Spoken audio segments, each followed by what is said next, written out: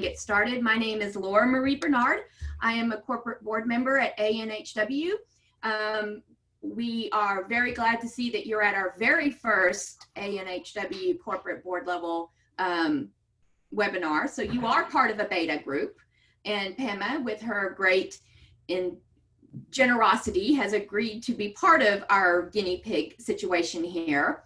And I am in Houston. I am in Central Time. I did create the invitation and schedule the webinar inside of Zoom.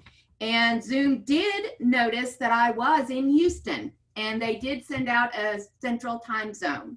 At which point, when I went back in to double check everything in the back, I realized that several days later, and I did update it for an Eastern Time zone. It's quite possible at this point that inside of the account, I may have not correctly told Zoom to integrate with different calendars. So we apologize for any kind of confusion that you may have had. And I do hope that the more I get familiar with the back end of the Zoom situation, we'll be able to fix that. The corporate board was hoping to be able to have this Zoom account that we are on right now to be available to all of our DSGs whenever they want to have a national or international webinar for everyone else. How that's going to work and how those logistics are going to happen will be discussed tonight at our corporate board meeting, which is, by the way, at 7 o'clock Central. No? See, I can't even remember. I'll have to go look at my calendar. But with that, I'd like to go ahead and introduce Pema. I am going to go ahead and leave all of you unmuted. So please mute yourself if something happens, like your dog comes in, which mine very well could. We will, as things go on, we're getting more and more attendees, so I don't know if I'll be able to release the video, but I will try to leave you unmuted as we go along. So with that, Pema was raised in Nepal. She has been training in mindfulness principles for over 2 decades. Having earned her master's from Harvard University, she now combines her background in psychology and philosophy to research mindfulness at NYU. She is the founder of Pema Solutions, where she provides mindfulness-informed implicit bias training, as well as mindfulness-informed well-being training to corporations. In her work, she borrows from psychology and the robust philosophical wisdom of mindfulness tradition.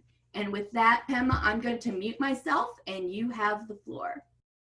Thank you, Laura Marie, for the introduction, and thank you, ANHW, for having me here. Hi, everyone. Like Laura Marie mentioned, my name is Pema Sherpa. I am a mindfulness researcher and meditation teacher, and I've been working with corporations, bringing mindfulness as a tool to boost performance as well as well-being. And another aspect of my work is working on issues of implicit bias from a mindfulness perspective, as well as doing research at NYU on mindfulness and how it affects adolescents, particularly NYU students. And I'm very excited to be here today to talk about how mindfulness can help us take care of ourselves during these difficult times. And for the format of today's presentation, we're going to start by talking a little bit about our mind and body's default tendency to respond to crisis, and how that is not only counterintuitive, but downright harmful, and how we can use mindfulness as a way to interrupt that cycle and go into more, create a more sustainable and healthy momentum for ourselves. And I will share with you 3 very practical strategies that you can use throughout your days as a way to incorporate mindfulness into your day-to-day life. And then we'll spend a few minutes talking about strategies on how we can realistically incorporate meditation practice into our daily life. And then we'll open up the floor to Q&A. And it seems like as the group, if we find that the group is small enough, we will keep it quite intimate and be able to interact with each other as we go. So to begin with, just talking about what happens to our minds and bodies during times of threat is one of the ways we respond to this kind of stressful situation is by going into what we call the fight, flight, or freeze mode, where we mobilize all our mental and physical energy to protect ourselves in the situation. And another way our mind especially does respond to crisis is by going into this default mode. And sadly, it often happens to be very negative. And what that means is we go into this mode of catastrophizing our present situation and predicting disastrous future. And this is especially harmful because it sort of creates this vicious cycle of the thoughts triggering our bodies and minds to go into the survival mode, and that then in turn triggers our thoughts to go into negative mode. And this is especially unhelpful and harmful during the crisis that we are faced with right now, is because perhaps, maybe we can just mute everyone for now and then we'll go on and open it up. Sorry about that. I think that's better for you. Oh. One of the ways we can take care of ourselves, other than maintaining social distance and maintaining a good personal hygiene, is really taking care of our immune system, sleeping well. And what happens is whenever our body goes into that stress mode, what it does is it takes away the energy from our digestive system, of our immune system, and mobilizes it into just being able to secrete these stress hormones and be prepared for the fight or flight situation. However, we know that we can't fight away or run away or freeze with this situation. So one of the ways we can take care of ourselves is really by interrupting this negative, vicious cycle. And another thing that we are faced with is the unprecedented problem that we have at hand really requires us to be perhaps even more creative as we think about how to strategize on problem solving. And what happens with our minds when we go into this stress mode is the energy is mobilized from various parts of our brain and goes into the fear central. So what that means is our executive functions, memory, creative thinking, they are really, they take a back burner in that situation. So because this is such a default mode, one of the ways we interrupt it, and in some ways, perhaps the only way we can interrupt it, is by noticing it, understanding that it's not working, and course correcting. And that's when mindfulness comes to play. What mindfulness means is simply being aware of your present emotion, your thinking, and your surrounding. And it also has this element of seeing things for what they are, rather than imposing too much of our subjective judgment and thinking around it. However, because we are designed to be on such a default mode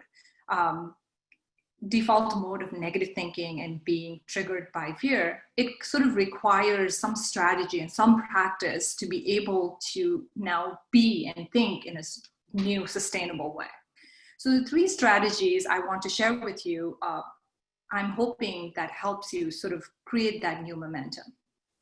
Number one is going to be reasoning with your mind through dialogue. So a lot of times what we find is when we go into these negative thinking patterns and predicting disastrous future, we really scare ourselves and overwhelm us more than perhaps needed. So during these times, rather than letting those thoughts scare us, we can confront it and challenge it. And perhaps one of the ways we can do it is simply by reasoning with it and saying, what evidence do I have of that? So for example, if you say, the world is never going to get back to normal, like what evidence do I have of that? And then challenging that constantly. Our minds are so creative, and it's the same when it comes to negative thinking, is as we keep coming up with new reasons as to why things are bad, we can constantly reason with ourselves and say, so what evidence do I have of that? What are the alternative ways through which the situation could unfold? So constantly questioning yourself. And oftentimes you'll realize that a lot of fears that we have are merely irrational. However, there will be times when you realize that perhaps there are some scary thoughts that has evidence, that is reasonable. So when you come up with those thoughts that have evidence behind them, you can practice what's called fear setting. What you do with that is perhaps you can look at the worst case scenario of worst case scenario in any given situation.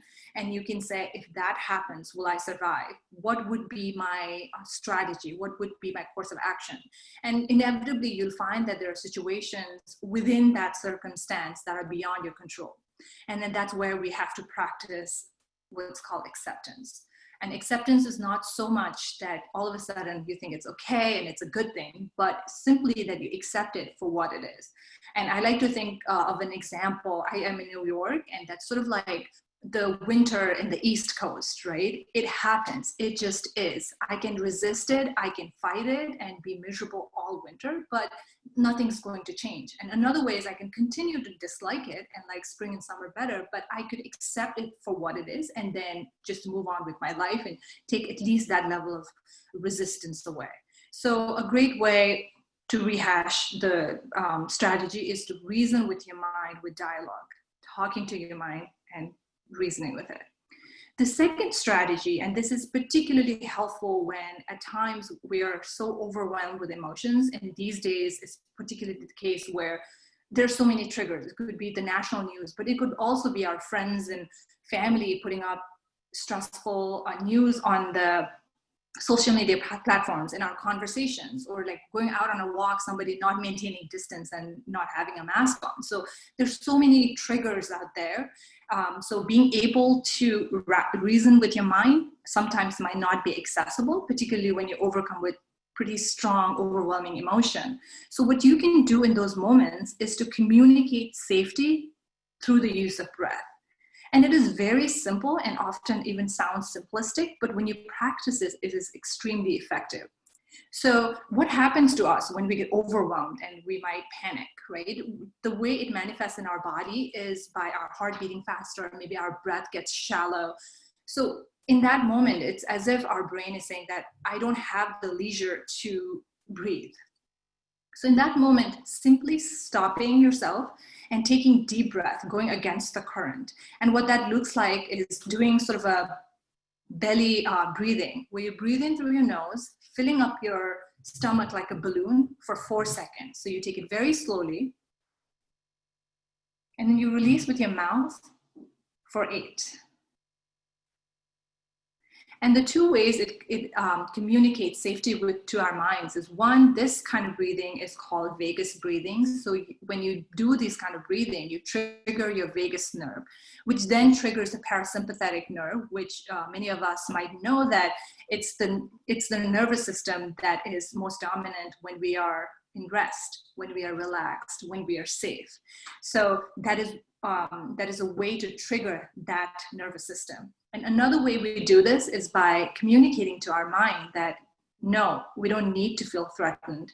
It's okay. We have the safety and the leisure to just breathe. So again, it's vagus breathing where you communicate safety to your mind through the use of breath. And finally, the third strategy is going to be meditation. And today we'll particularly talk about mindfulness meditation in combination with breathing meditation. And we will practice it together right now as I guide you through the meditation, a combination of both. But just a little bit about meditation. We've heard a lot about the benefits of meditation, and particularly in relation to stress and anxiety, meditation can be a great antidote, because research has shown that just 8 weeks of meditation led to really a significant amount of reduction in just the size and the activation level to amygdala, which is a fear center of our mind and brain. And what that means is it not just works as an antidote to stress, but it also sort of protects us from the future stressors, so making us more resilient and less sensitive to external threats.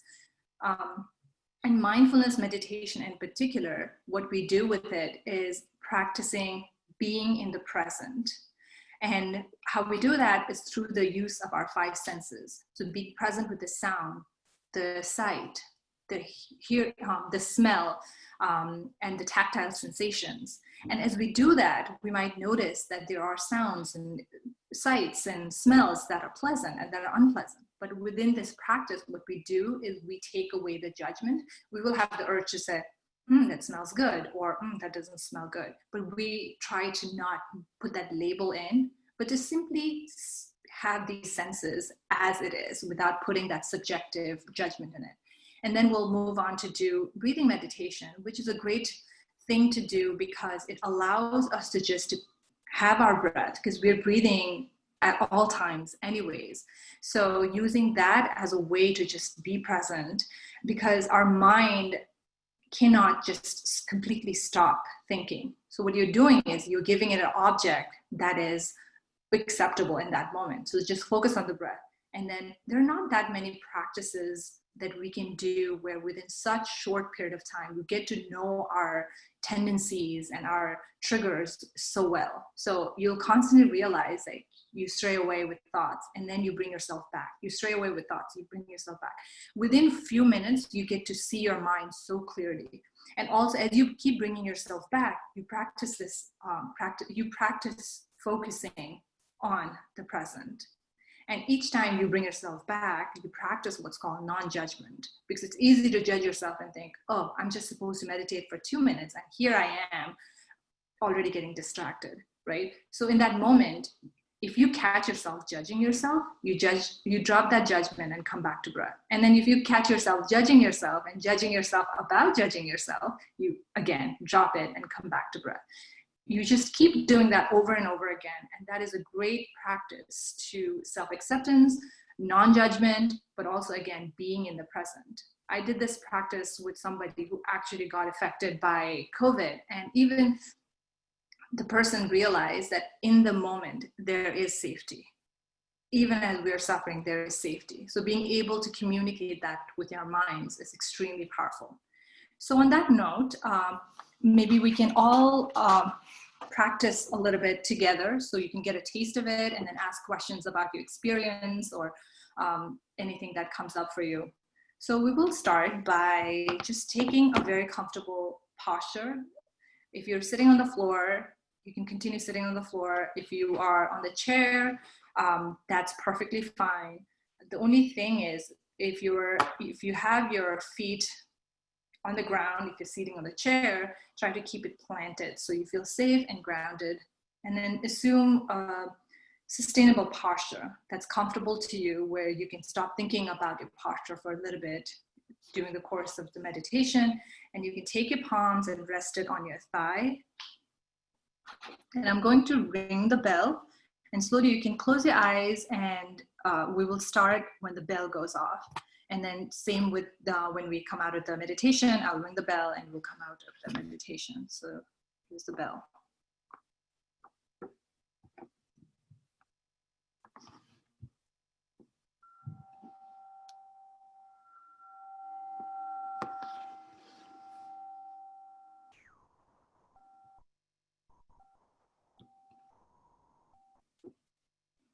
Perhaps we can start with the vagus breathing. Maybe we'll do 3 nice cycles of cleansing breath. Breathe in through your nose for 4 seconds. And breathe out through your mouth for 8 seconds.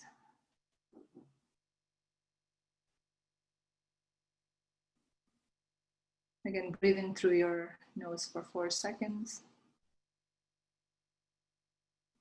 And breathe out through your mouth for 8 seconds.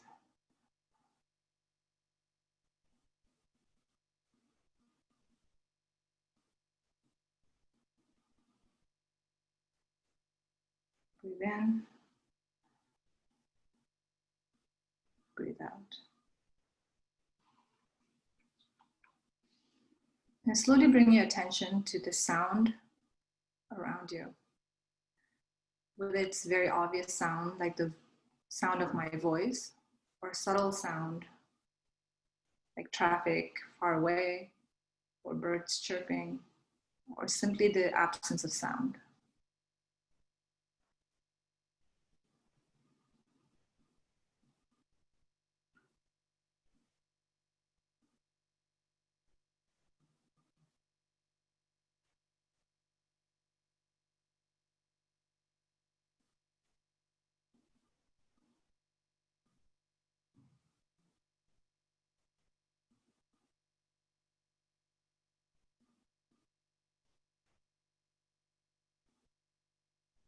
If you find yourself judging the sound as pleasant or unpleasant, simply drop the judgment and going back to being aware of the sound.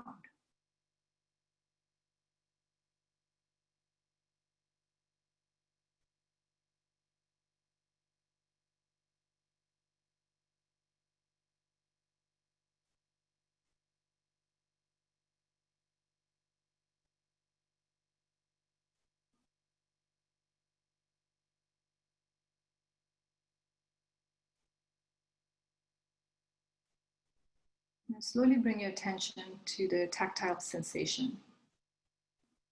It could be the sensation of being seated in the chair or the floor, your palm resting on your thigh,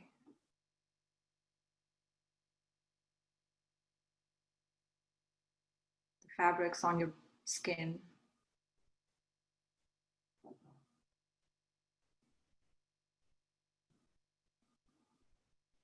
or the subtle sensation of the temperature in the room.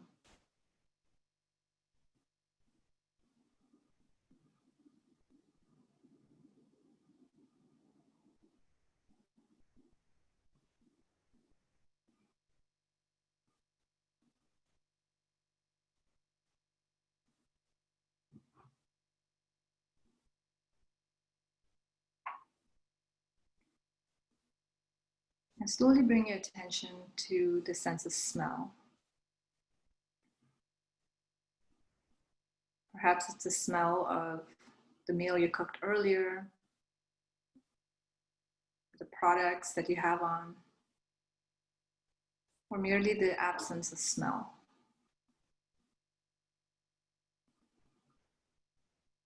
Simply be aware of it.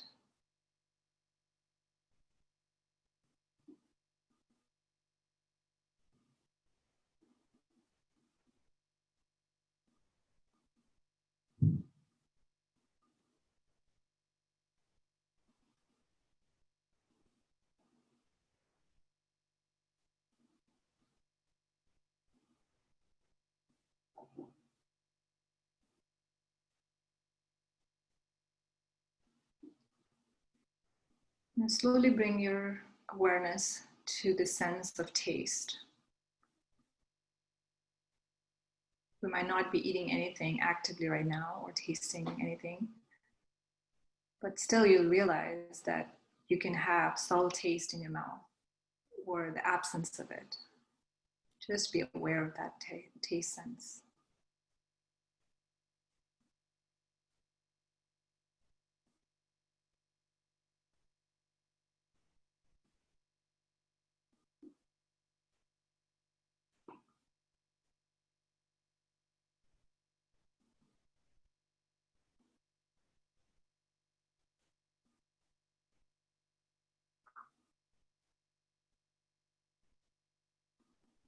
And slowly bring your attention to the vision. We have our eyes closed, but even then, you might notice that you can see colors and movements and perhaps light reflecting through your eyelids. Just be present with it.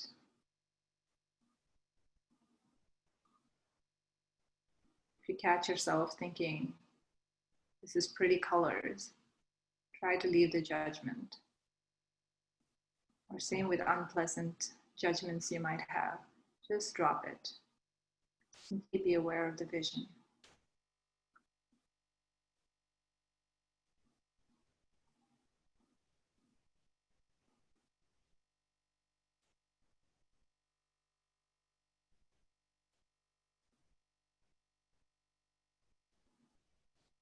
Now slowly bring your attention to all 5 senses at the same time. Trying not to chase anyone in particular, just be aware of them.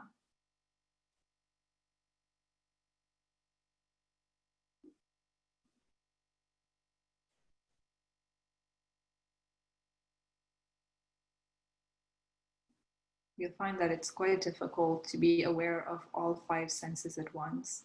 You might find yourself being aware of one after another, taking turns.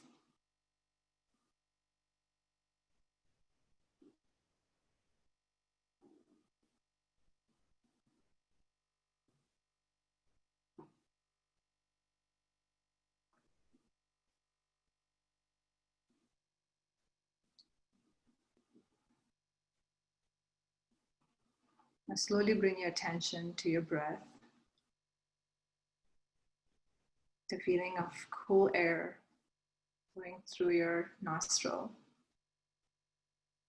and warm air flowing out your mouth.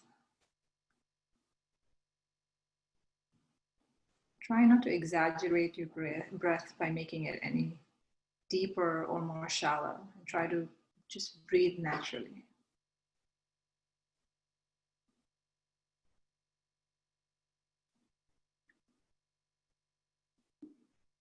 As you breathe out, you realize that there is a moment of pause or rest at the end of the out breath where you can rest, and then your body naturally knows to breathe back in. So as you breathe out, rest, naturally breathe back in.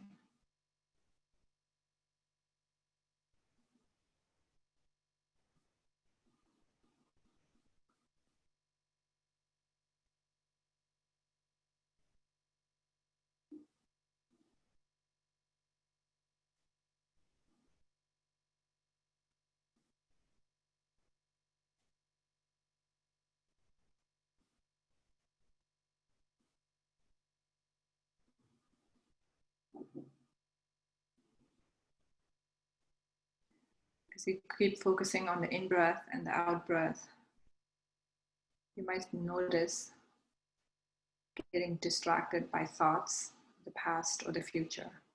If you catch yourself, simply drop the thought and go back to your nostril, feeling the sensation of cool air coming in. And then stay with the breath.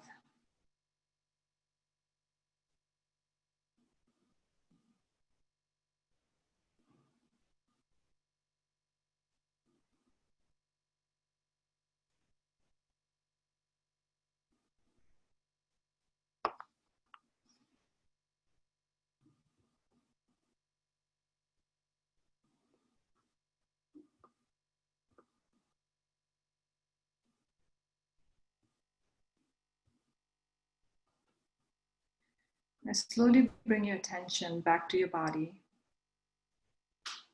feeling seated on the ground or the chair, and your palms on your thighs. And just feeling that sensation of being back in the room and being present. And as I ring the bell, we'll slowly come out of the meditation, very slowly.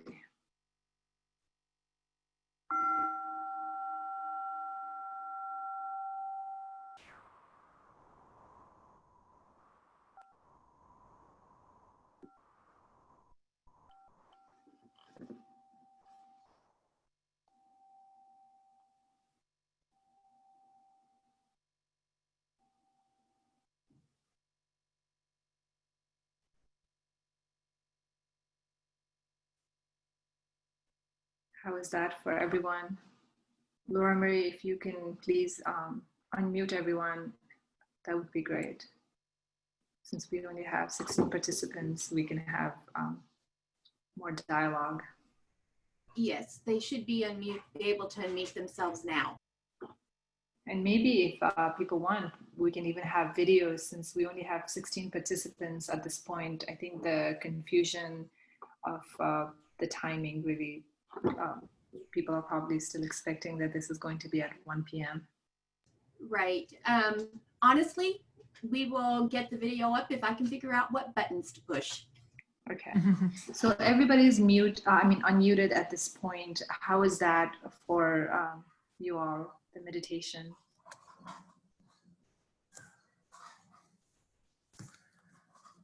I really liked it. This is Ella. I'm practicing mindfulness once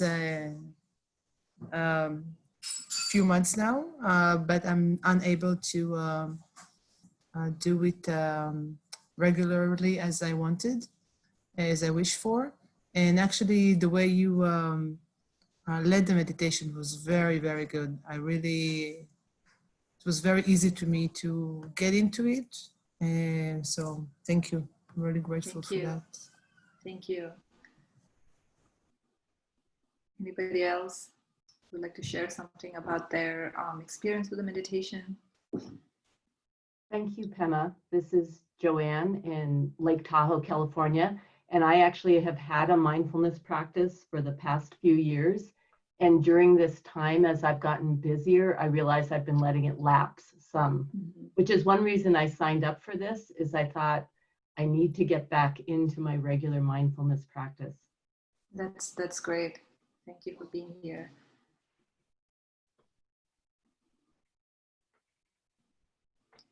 And one of the things about meditation is that the benefit of meditation is so great, and it kind of permeates in every aspect of our life, whether professional, personal, but at the same time, it's only when we practice regularly that we are able to reap the benefit. And it's because it is so counterintuitive to our natural way of being, where we're constantly stimulated and distracted for the most part, that just sitting still with ourselves can be extremely difficult. So I thought it would be helpful to talk about a strategy that I have personally found to be quite helpful for myself, and it has been backed up by science, and a lot of my clients have found it very helpful to use this strategy to incorporate it into their daily routine, because that's the only time when it can benefit us, is if we actually practice it. So one of the things we can do is, as we get convinced that yes, meditation is something I would like to incorporate into my daily routine, what we can do is sort of scan our day to see what part in our day can we, without exception, have certain minutes during that time that we can meditate, right? So it could be first thing in the morning, or during afternoon before lunch, or it could be after work, right before bed. So no matter what time it is, we can find that time in our day. And then the second thing we can do is to delegate the job of remembering. And how I do that is by using my Google Calendar reminder. So once I set up every day at this time, I'm going to meditate, and you can decide like how many minutes you want to do. And people often ask me, how many minutes should I be meditating? I think it's best to set ourselves up for success rather than failure. So we might find that if we say, I'm going to meditate 20 minutes every day, it might not be possible for everyone. Whereas if you say, I'm going to meditate for 2 minutes every day, it might be very approachable. And you might even find yourself, as you begin your practice, you might think, no, I can go for 5 minutes or 7 minutes. So doing that is a great trick. And then setting that reminder, so it gives you a cue of now is the time to meditate. And then the key is, whenever that reminder goes off, we don't negotiate with ourselves, because it is a losing battle. Anything is more exciting than sitting still with your thoughts. And it is difficult, and it's a practice. So in that moment, it's critical that we don't negotiate with ourselves. We should think, my more smarter and better decision maker self has made the decision when I set the timer up, set the reminder up. So I'm just going to stick with it. So in that moment, whether you want to do it wholeheartedly and happily, or you do it with a lot of resistance, it doesn't matter. You can just show up, do it, and you will always feel better after the meditation. And what I like to use in order to time myself is this app called Insight Timer, and it's INSIGHT. And that timer I like because it's basically just a timer I can set up, and it starts with a bell and ends with a bell. And as the bell goes off, it's kind of dreary and long, and I can focus on the sound as a way to start and end my meditation. And there are other parts where it gives you guided meditation. And although we did guided meditation today, I do think there is tremendous value in doing meditation that are not guided, because often what happens is when we hear this soothing voice and music, that then becomes another form of distraction and stimulation. And we might not realize it, but we're just comforting ourselves in that moment. There's nothing wrong with that. But as meditation, we are trying to really understand our minds and just be with ourselves. Taking everything out of the equation is a really great and effective way to meditate. And you can go through the mindfulness meditation of focusing on different senses and then focusing on the breath.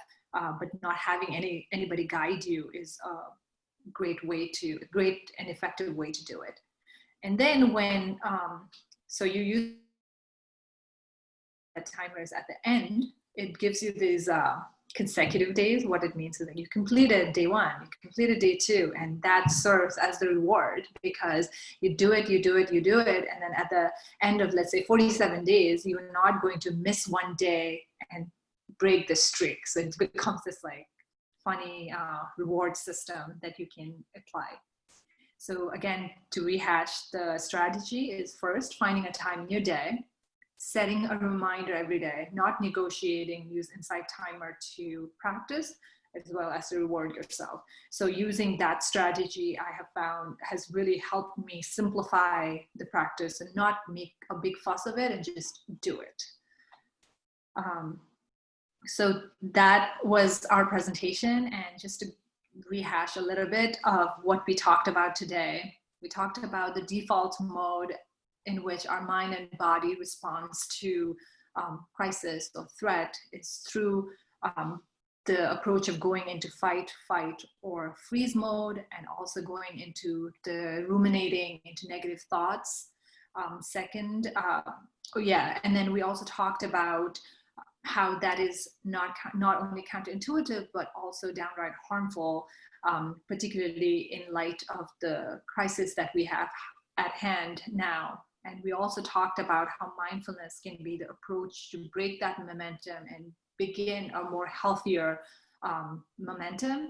And we talked about 3 strategies in which we can do it. And they were reasoning with our minds through dialogue in times of having like negative thoughts that might not always be rational, and other times, if they are rational, we can do what is called fear setting and looking at worst case scenarios and coming up with strategies to comfort ourselves.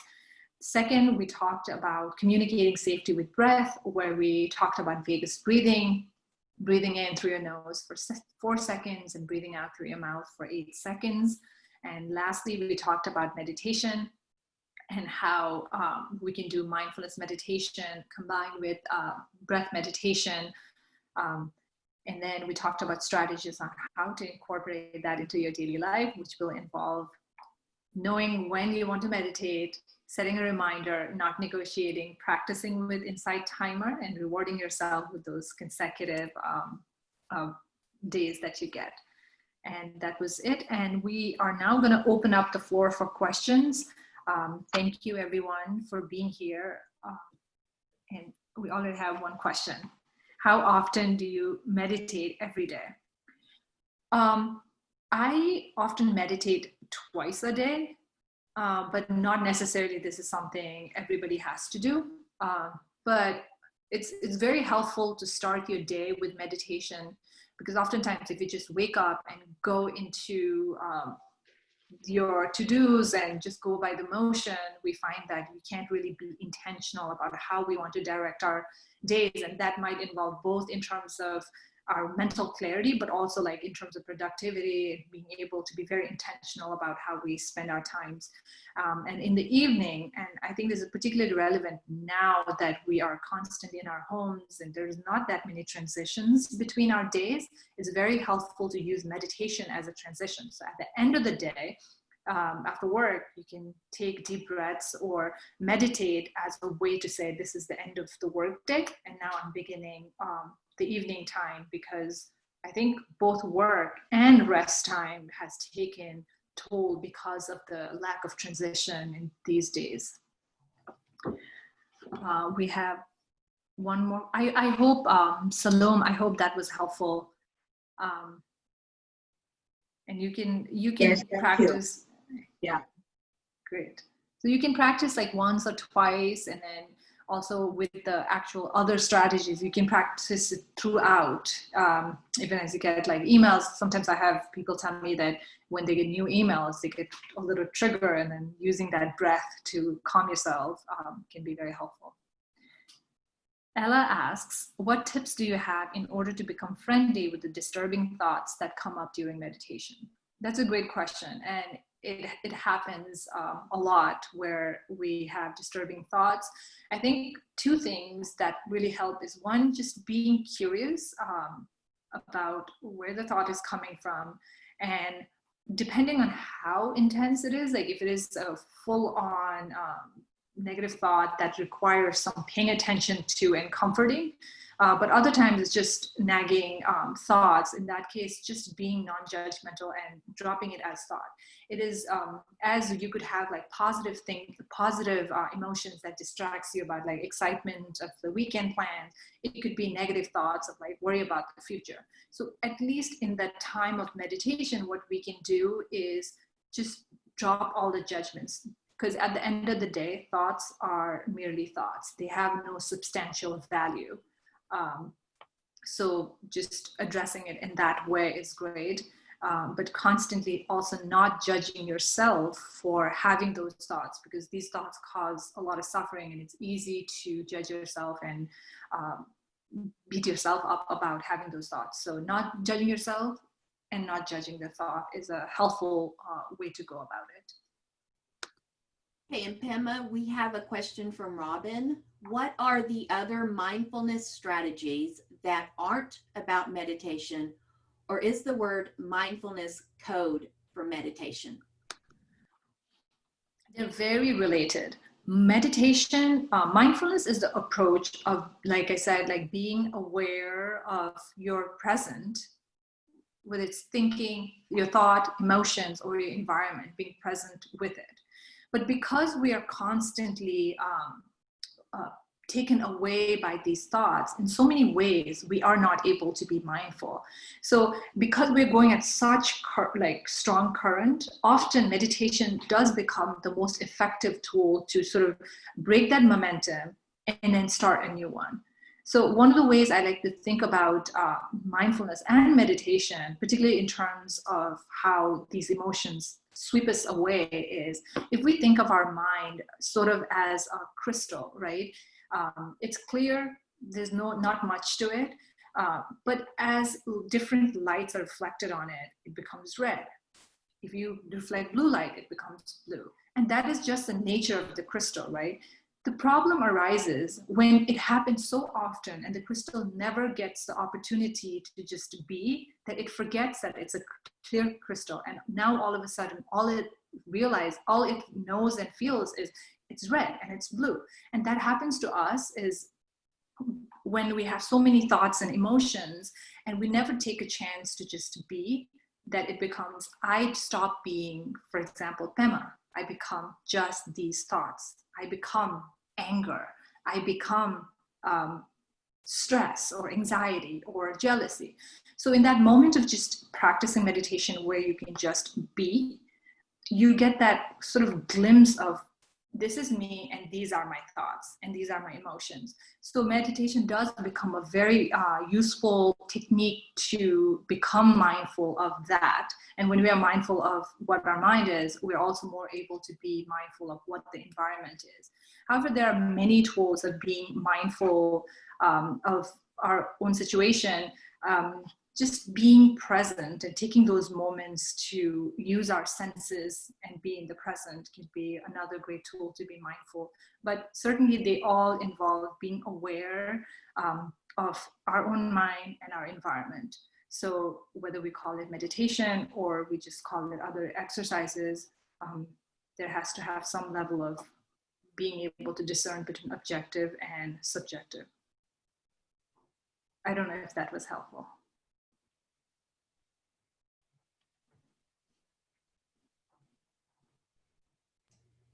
Okay, does anyone else have any other questions for Pema? And Ella, I can't tell from the Q&A if you were just responding to a thought that Pema had, or if you actually had another question. No, just responding when she was talking. Yeah, it will in those meditations. But the cool thing about meditation, I think, is that, so many times without the help of these tools, we can go through our entire life just being enslaved to our thoughts. And now with meditation and being able to be mindful, we do have the chance to notice and interrupt it as we go. And another thing is, especially in difficult times, sometimes we have no tool to interact with our minds, and it's basically just us having to ride the negative emotion till it passes and then something else comes up. So being able to have that way to communicate with our minds and interrupt that cycle, I think is extremely empowering. And talking about what Robin just asked, these days when I'm doing my morning walk routine, I hear a podcast with Jack Kornfield that called Buddhism for Beginners. It's really good, by the way. It's just conversation with him. And he talks exactly about what Robin was asking and about what you sort of explained earlier about meditation and mindfulness, about not being judgmental and not all these type of thoughts that comes in and disturbing us. So I highly recommend it. That's really good. Thank you for sharing that, Ella. And Joanne has a question. Can you talk about mindful walks outside, especially at this time? Absolutely. Yeah, mindful walking is such a great way to just be present and also practice it without actually sitting down the whole time. What people have like different approaches to doing it, but I like to keep it natural as I walk. I know that often people like to walk very slow, and but I like to walk normally. But as I do that, what I do is I become aware of my body in relation to the environment. So the sensation under your feet, you can, as you do that, and just being aware of your environment, because a lot of times, even as we see things, we don't actually see them. As we hear them, we don't really hear them. So in that intentional practice of like saying, even as you walk maybe 15 minutes, but you might think I'll just do that for 5 minutes, being quite alert, like almost hyper alert about your environment and your own body in relation to that walking. How does it feel to raise your feet and then put it down? And that's why sometimes people like to slow it down, because then it's easier to pay attention to your feet going up and then down, going up and going down. And then that's how you can practice walking meditation.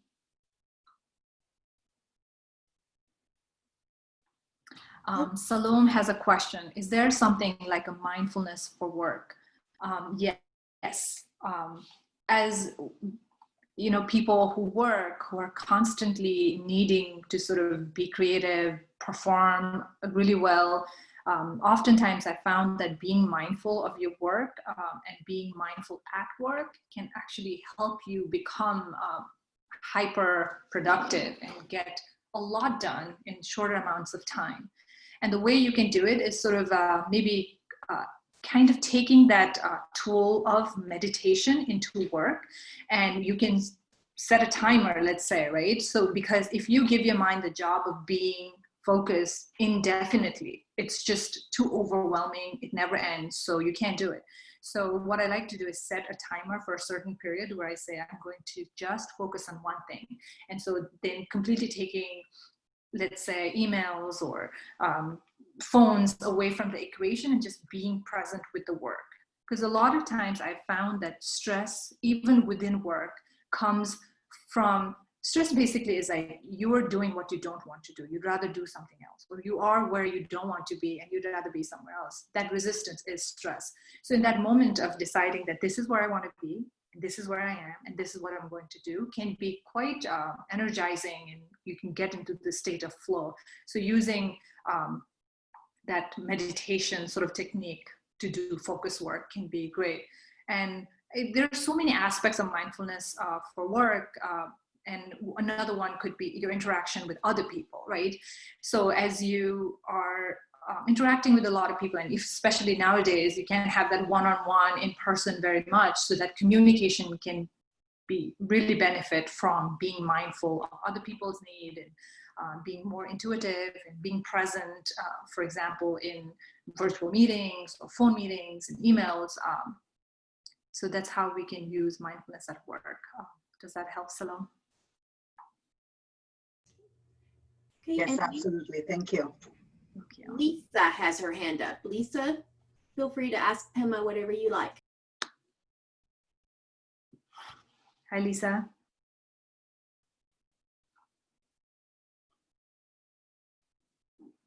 You can also type the question in if you're more comfortable doing that. There, I just unmuted myself. Okay, perfect. Hi, Lisa. Great. Hi there. I'm not able to have all my Zoom functions, so I'm sorry if it's a little quirky. Also, I thought the meeting was Central Time. I only saw recently that it was Eastern Time. So, how many people are in the meeting? Right now, we only have 14 people. We had a little confusion, and we will make it up to the community in the future events. Okay, are you going to be doing another one of these? We don't have anything scheduled as of now, but considering that we have over 165 registrants and only 14 could attend, I think we might have to make it up to the community by scheduling another one. Okay. Yeah. Is there anything that you can share just briefly that you might have shared at the top of the session about mindfulness? So when did you join in? I just joined in about 10 minutes ago. Okay, so I'll just tell you a little bit about why we are having this conversation on mindfulness. Is one of the default modes that we go on whenever we are met with threats or crisis is that we mobilize our energy to go into this mode of fight, flight, or freeze. And another way we do it is by going into this mode of negative thinking. And both of them are very harmful to us, as it takes away our energy and mental capacity from executive thinking or creative thinking, as well as from our immune system, digestive functioning. And that is especially harmful now during the time of COVID-19, where in order to protect ourselves, having a strong immune system is essential. It's like, it might be for the first time, it's our moral responsibility to boost our immune system. And that's why mindfulness is so helpful, because it sort of breaks that momentum and helps you create a more sustainable and healthy one. And then in terms of doing that, because it's not as natural to us to be mindful and be present and not let our minds go into those negative thinking, we might have to use practice. And for practice, what we need is strategies. And so I shared 3 strategies, quickly going through it. Number 1 is reasoning with your mind with dialogue. So oftentimes you'll find that the thoughts that scare you are irrational. So simply asking yourself, what evidence do I have that this is going to happen? Are there other ways the event could unfold? And then sometimes you'll also find that some things do have evidence and they're rational thoughts that are scaring you. And in that situation, going into this practice of fear setting, where you ask yourself, what's the worst case scenario, and can I get myself out of it? And what strategies do I have?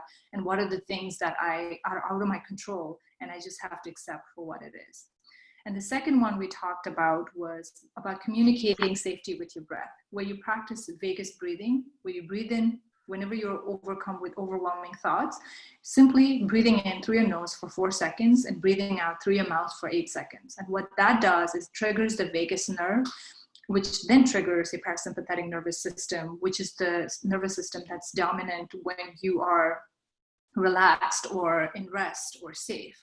So being able to communicate that to your mind. And another way it communicates safety to your mind is by sort of having this conversation with your mind, like, no, there is leisure to breathe slowly. And lastly, we talked about meditation, particularly mindfulness meditation, where you are aware of your present situation through your 5 senses, and which basically means paying attention to these objects of 5 senses without judgment and just being aware of them. And then for strategy, we talked about, meditation has tremendous benefits, but it can only help you if you practice it every day. So the way you can do it is, 1, by deciding that you want to do it, and then finding a pocket of time in your day when you can, without exception, definitely do it.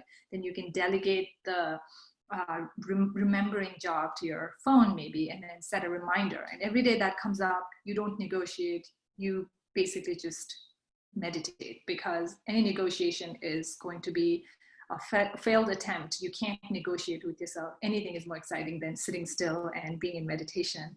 And I talked about the timer Insight app that I use. It's basically just a timer which goes on with a bell and goes off with a bell, and also gives you a little reward system which basically means it just says you meditated for this many consecutive days, and that can serve as a reward. So that was in a nutshell what we discussed so far. Thank you so much. Of course. So Pema, we have another question from Joanne, and then we have Yes. another participant ask again about logistics, and I will be happy to go over that, but I don't want to take that time because your time is valuable. So Joanne has the following question. What are good ways to encourage our friends to try mindful meditation? I may try a mini session over Zoom with my friends.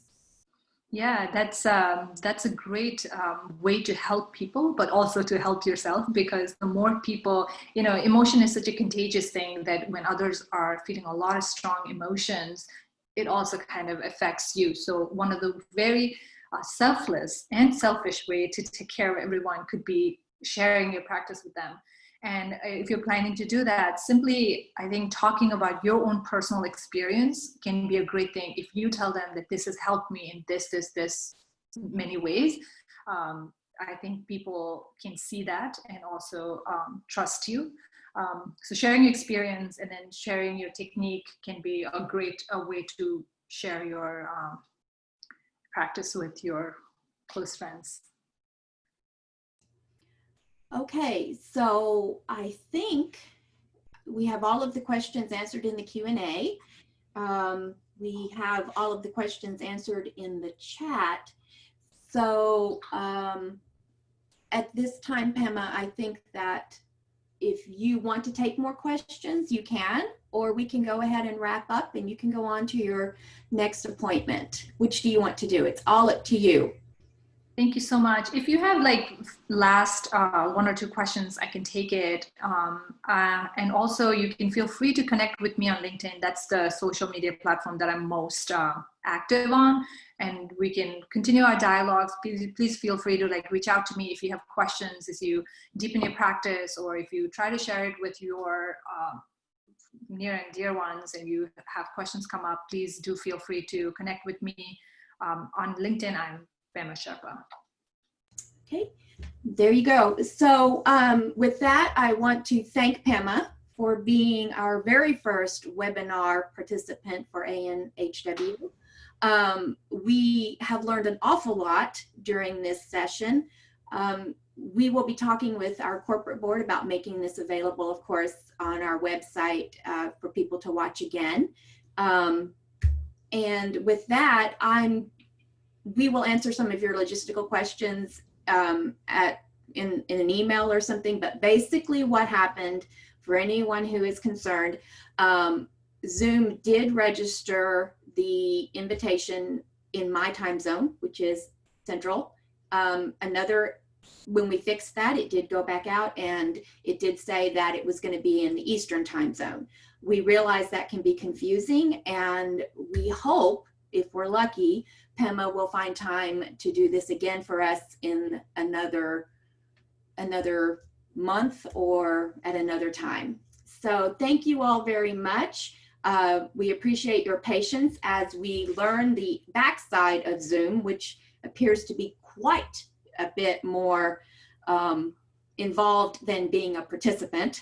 So that was kind of surprising. But other than that, have a mindful day. Remember to do your meditation, use the Insight app, and thank you so much for being an active member of the ANHW community. Sorry, can you give us the website, please? The Harvard Women's ANHW website. I don't have that right now, but it comes out in your emails.